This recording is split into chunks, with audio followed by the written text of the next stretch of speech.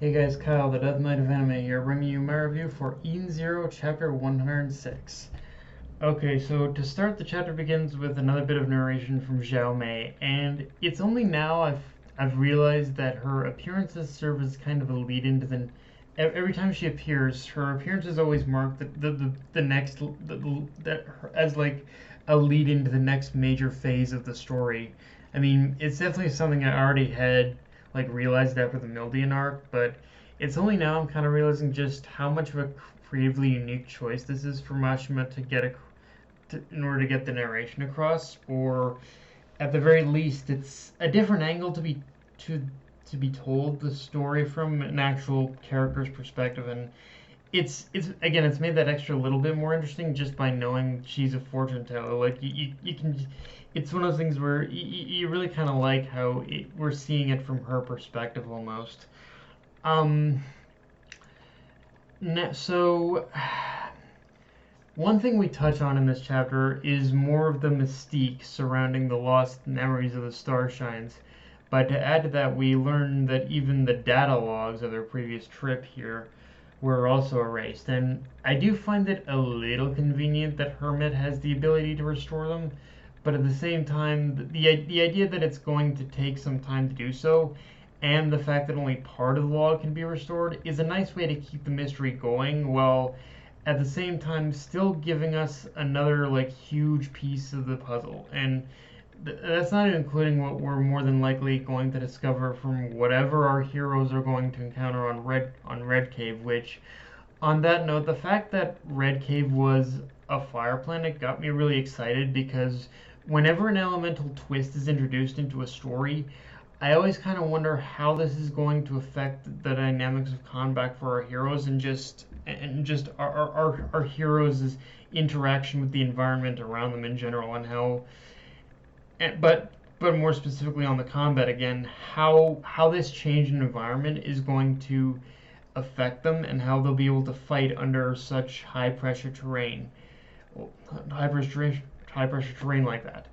Of course, as it's revealed at the end of the chapter, the fire planet has more or less become a water planet, but it doesn't but it's one of those things where it doesn't really matter as to what kind of element we're talking about. The same rules still apply here, and it's just in general kind of this curiosity of how will the terrain affect our heroes in the long run, and how is it that our heroes are going to learn to pretty much adapt and to survive in whatever terrain in this new terrain. Like there's something very there's some like I said, there's very something very interesting with this setup, and the fact that our heroes are going to have to probably fight on survive and fight on a planet made almost entirely of water, like and almost entirely of water. So yeah, there's a lot of interesting dynamics that can just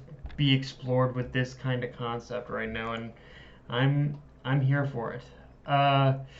Now, with the introduction of Red Cave, we also get an informal introduction to another member of the Oración Seis Galactica, who's simply known as Poseidon Nero.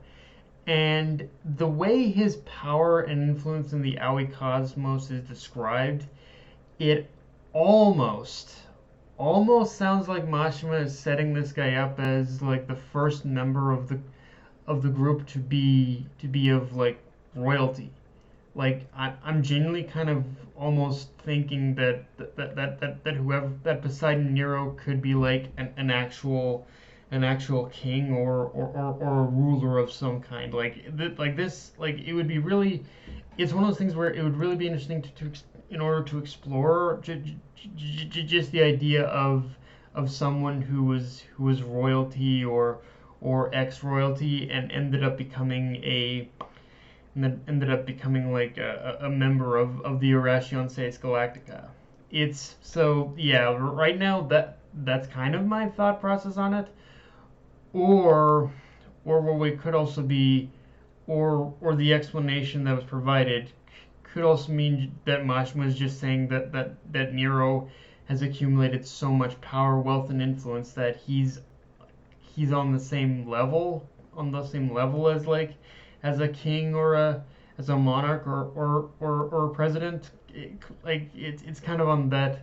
It's kind of on the same level, like a Doflamingo situation. But more importantly, the fact that he's even in the data log to begin with pretty much tells us he's like Elsie in the sense of being another member of this group that Ziggy has either knows personally or had a confrontation with in the past.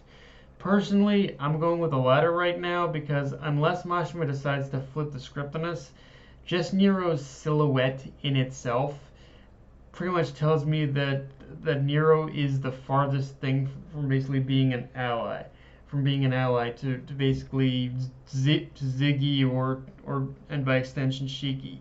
And again, going back to the fact that Red Cave has become a water planet, really just kind of drives that point home even more. Like I think like I said, with Red Cave, it's basically gone from a fire planet to a water planet, and whatever happened there, I think it is more than likely that Nero is probably responsible for it. So yeah, it's definitely going to be interesting to see to definitely explore Poseidon Nero and exactly who the hell this guy is for sure.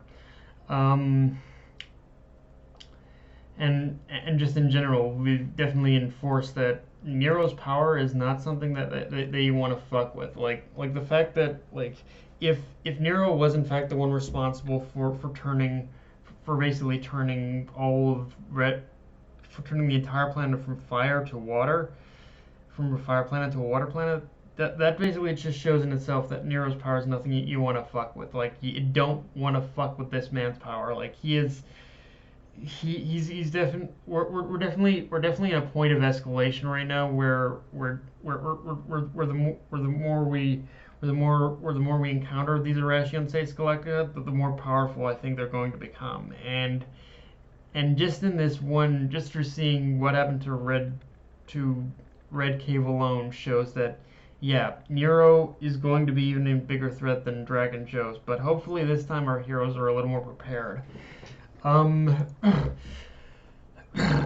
After all that, though, we touch on what the Interstellar Union Army is up to, which it is nice to finally touch base with them, and I imagine beyond this point, just based on what we got with them in this chapter, that they are going to have a more proactive role in the story going forward, especially with the introduction of the Irration Stage Chase Interstellar, which, yeah, the name itself, definitely kind of a cut and paste thing, but I do get it in the sense where how they're meant to serve as a bit of a polar reflection of the Irration States Galactica, and I'll give Mashima this. Aside from Eraser, who does have a bit of a marred gear thing going on, the Irration States Interstellar, the members of the Irration States Interstellar, honest to God, have some of the most creative characters designs I've seen thus far in the series. And like on the flip side, I'm sure the more characters associated as members of the Irration States Galactica that get introduced, the more that trend will continue. Like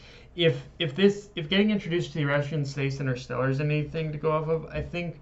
Like, I'm not gonna say that Mashima was pretty much never creative to begin with his character designs, but with the introduction of the Irration States Interstellar, it feels like just in this chapter alone, like he's really stepped up his character design game, and again, just if the silhouette of Poseidon Nero is anything to go off of, I think from here on we can expect a lot of creative character designs from Mashima now. Like I think he's really diving into the creativeness of the characters he wants in this series.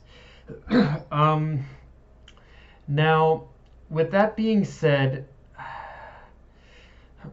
I'm not entirely a fan of Justice having a personal connection as to why he wants to kill Elsie, simply because I oddly thought he was compelling enough just from knowing he had this strong sense of, well, justice and just wanting to ensure the safety of those living in the cosmos. And don't get me wrong, it still works works since this is something that has been kind of established already.